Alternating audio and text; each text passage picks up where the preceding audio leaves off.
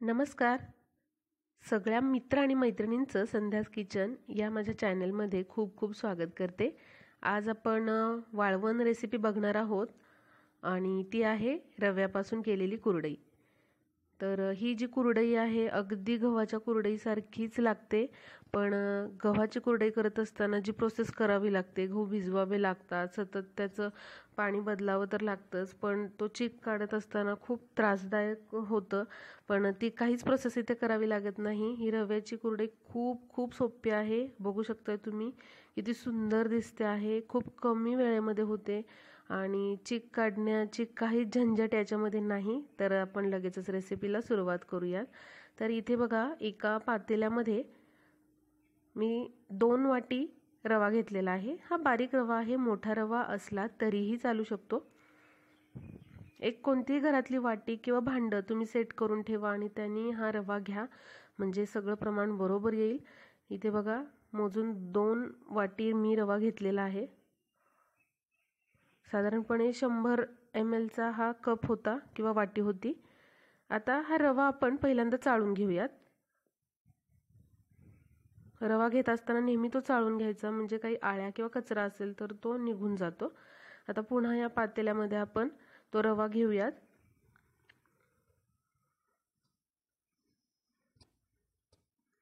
आता पहिल्यांदा आपण याला स्वच्छ असं पाण्याने धुवून घेऊयात. चांगला रवा बुडेल एवढं पाणी टाकायचं आहे याच्यामध्ये आणि व्यवस्थित असं हाताने एकदा ढवळून घ्यायचं आहे किंवा चमच्याने ढवळून घेतलं तरी चालेल.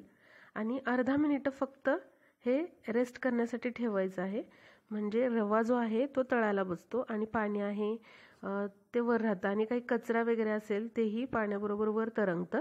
आता हे अर्धा मिनिटांनंतर ना पाणी आपल्याला काढून घ्यायचं आहे. असं मी 3 वेळा हा रवा स्वच्छ धुवून घेणार आहे. पाणी टाकायचं, जरासा रवा आपल्याला असा ढवळून घ्यायचा आहे. अर्धा ते 1 मिनिट थांबायचं. रवा खाली रेस्ट झाला, पाणी वर आलं की ते पाणी आपल्याला काढून घ्यायचं आहे. असं मी बघा 3 वेळा हा रवा स्वच्छ धुवून घेतलेला आहे.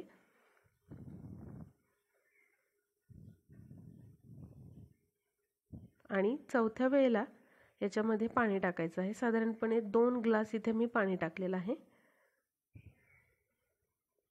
साधारणपणे 1 इंच पाणी वर राहिलं पाहिजे रव्याच्या. आता आपल्याला हा जो रवा आहे तो झाकायचा आहे.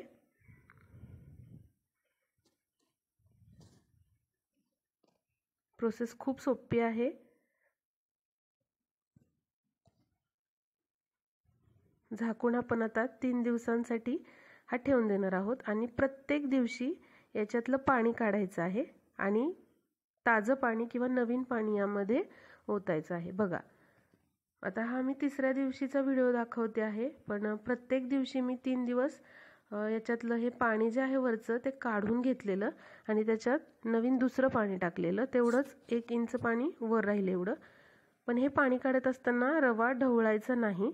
ॲज इट इज आपल्याला फक्त आधीचं पाणी काढायचं आहे आणि नवीन पाणी ओतायचं आहे.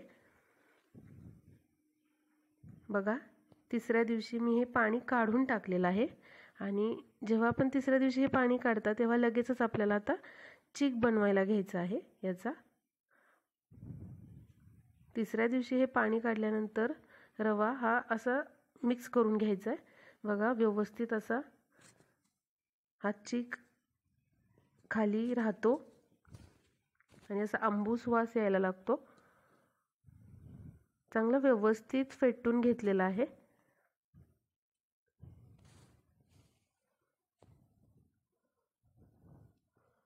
आता फेटून घेतल्यानंतर आपण लगेचच चीक तयार करायला घेऊयात याचा. पहिल्यांदा मोजून घेऊयात चीक.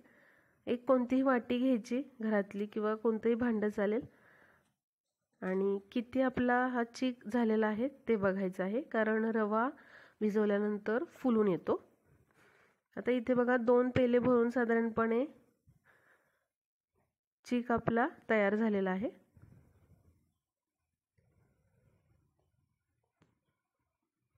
आता याच मेजरमेंटने आपल्याला पाणी घ्यायचं आहे.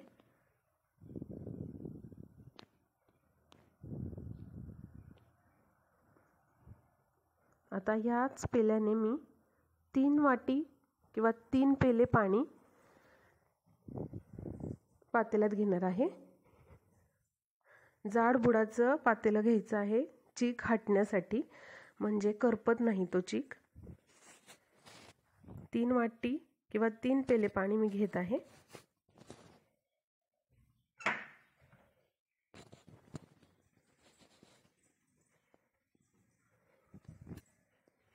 आता यामध्ये चवीनुसार मीठ टाकायचे. खूप जास्त मीठ टाकायचं नाही, नाहीतर वाळल्यानंतर खूप खारट होतील या कुरडया. आता याला उकळी येऊ द्यायची आहे, त्यासाठी आपण झाकण ठेवूया वर. उकळी आली की काढायचं आहे झाकण आणि थोडंसं उकळलेलं पाणी आपण बाजूला काढून घेऊयात या पेल्याने. म्हणजे जर अगदी घट्ट होत आहे चीक असं वाटलं तर आपण एक्स्ट्राचं पाणी ह्याच्यामध्ये ॲड करू शकतो. म्हणजे 2.5 पेले पाणी यामध्ये आहे.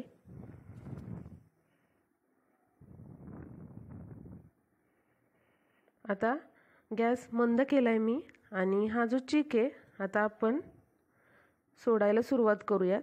एका हातात असं लाटणं घ्यायचं किंवा लाकडी चमचा घ्यायचा आणि हा असा ढवळत राहायचा आहे, कंटिन्युअस हलवत राहायचा आहे, म्हणजे गुठळ्या होत नाहीत.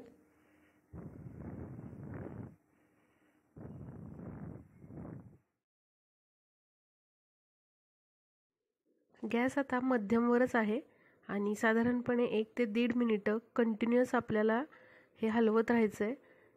आणि 1 ते 1.5 मिनिटांनंतर हा जो चीक आहे तो बघू शकताय तुम्ही, ह्याचं बाइंडिंग व्हायला सुरुवात होते. घट्टसरपणा येऊ लागतो या चिकाला. हे सगळं करत असताना खूप केअरफुली करा. बघा बाइंडिंग आलेलं आहे चांगलं चिकाला. आता इथे थोडासा मला हा चीक घट्टसर वाटतोय, त्यामुळे जे उकळलेलं पाणी मी बाजूला काढून ठेवलेलं पेल्यामध्ये ते टाकणार आहे. तुम्हाला जर आवश्यकता वाटली नाही तर तुम्ही नाही टाकलात पाणी तरी चालू शकतं. इथे मला थोडासा घट्टसर वाटला त्यामुळे मी टाकलेला आहे.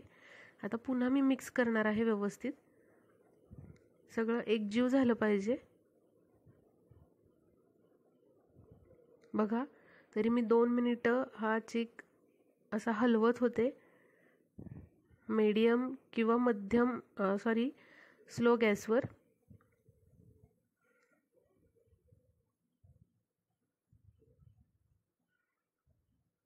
होत आलेला आहे चीक, थोडासा होणं बाकी आहे. तर आपण एक वाफ देऊन घेऊया. त्यासाठी पुन्हा ताट ठेवायचं आहे आणि गॅस अगदी मंद करायचा आहे, म्हणजे करपत नाही खाली किंवा बुडाला चिकटत नाही चीक. फक्त 1 ते 1.5 मिनिटं आपण वाफवून घेतलेला आहे हा चीक. खूप जास्त वेळही ठेवायची गरज नाही, लगेचच होतो. बघा बुडापासून चीक जो आहे तो निघू लागलेला आहे, अजिबात चिकटत नाही आहे. आणि लाटण्यावर असं घेतल्यावर पण तुम्हाला दिसू शकतं खूप असा क्रीमी दिसतो आहे. मी दाखवण्याचा प्रयत्न करते तुम्हाला. बघा चीक झाल्यानंतर अगदी परफेक्ट चीक शिजल्यानंतर कसा दिसतो ते. एकतर बुडापासून तो सुटतो, अजिबात चिकटत नाही बघा. आणि असं क्रीमी टेक्स्चर लाटण्याला किंवा चमच्याला येतं. बघा तुम्ही बघू शकताय. आता लगेचच गरम गरम असतानाच सोऱ्या घ्यायचा, त्याला जी बारीक शेव पाडण्याची जी चकती असते ती टाकायची आहे आणि हा तयार केलेला चीक त्यामध्ये आपण टाकून घेऊयात. सर्वात महत्त्वाचे म्हणजे सोऱ्याला व्यवस्थित तेल लावून घ्यायचं आहे. शक्यतो बारीकच चकती वापरावी शेवेची, म्हणजे छान कुरडई दिसते, अगदी नाजूक दिसते. आता आपण सुरुवात करूयात कुरडया पाडण्यासाठी. बघा खूप इझिली पटपट या कुरडया पाडता येतात. या कुरडया तुम्ही शक्यतो पॉलिथिन पेपरवर टाकावेत, म्हणजे त्या वाळल्यानंतर खूप इझिली निघून येतात. किंवा मग असा प्लास्टिकचा पेपर नसेल तर तुम्ही एखादं सुती कापड वापरू शकता. सगळ्या कुरडया आपण याप्रमाणेच पाडून घेणार आहोत. खूप सोप्या पद्धतीने होतात या रव्याच्या कुरडया आणि खायला अगदी गव्हाच्या कुरडयांसारख्याच लागतात. खूप टेस्टी लागतात आणि प्रोसेस खूप याची लेंदी नाही आहे. चीक काढण्याची प्रोसेस तर बिलकुलच यामध्ये नाही आहे. खूप इझिली तुम्ही करू शकता. आता बघा, मी 1 दिवस या फॅनखाली वाळवल्या आणि 2 दिवस कडक उन्हामध्ये वाळवून घेतलेल्या. बघा, छान अशा वाळवून घेतलेल्या त्या मस्त दिसत आहेत. अगदी नाजूक, सुंदर, सुरेख अशा या तळायला अगदी रेडी आहेत. आता मी तुम्हाला या तळून पण दाखवणार आहे.